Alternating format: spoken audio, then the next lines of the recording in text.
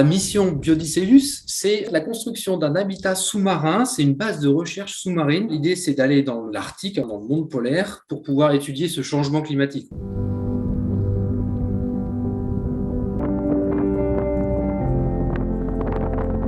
On a vraiment un réchauffement de l'Arctique 4 fois plus vite qu'ailleurs dans le monde. Donc c'est pour ça qu'on va se faire enfermer sous la glace, sous la banquise arctique, pendant une durée de 6 mois. C'est à peu près le temps où on a la glace, la banquise, qui va se former au début, et au bout de 6 mois, elle va commencer à fondre. Donc nous, on veut vraiment passer une saison, en fait, hein, c'est quasiment une saison sous la mer, sous l'océan Arctique, pris sous la glace.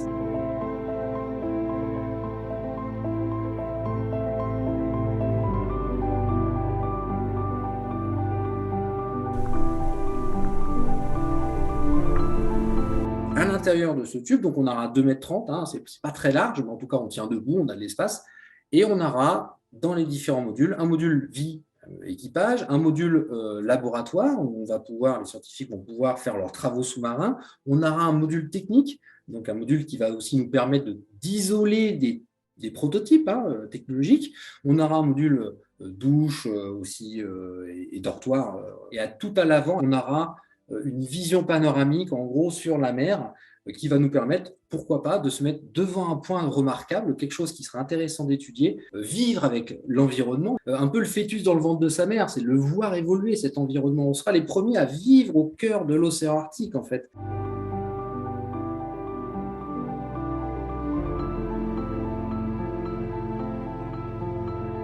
Moi, mon rôle, il va être de piloter, en fait. Je vais accueillir un équipage de 3 personnes avec moi dans cet habitat, piloter les programmes scientifiques autour de cet habitat et les programmes technologiques.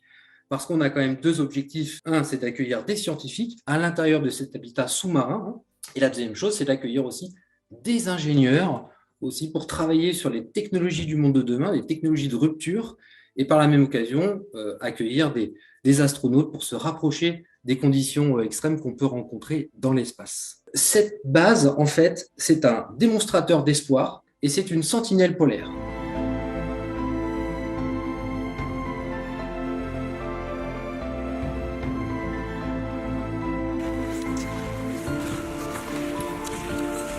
Cette prochaine mission, c'est mon bébé. C'est déjà 8 ans de travail, je pense qu'il y a encore pas mal d'années derrière. C'est le rêve de ma vie, en fait. En termes de dangerosité, on est sur quelque chose il y a des choses qu'on peut maîtriser, on va maîtriser bien évidemment le plus de choses possibles, mais on est sur des technologies de rupture qu'on va tester dans les conditions extrêmes, donc ça reste une vraie aventure. Et le concept de cet habitat, c'est qu'il puisse servir ensuite demain à la science. Donc c'est quelque chose qui derrière va servir à la communauté.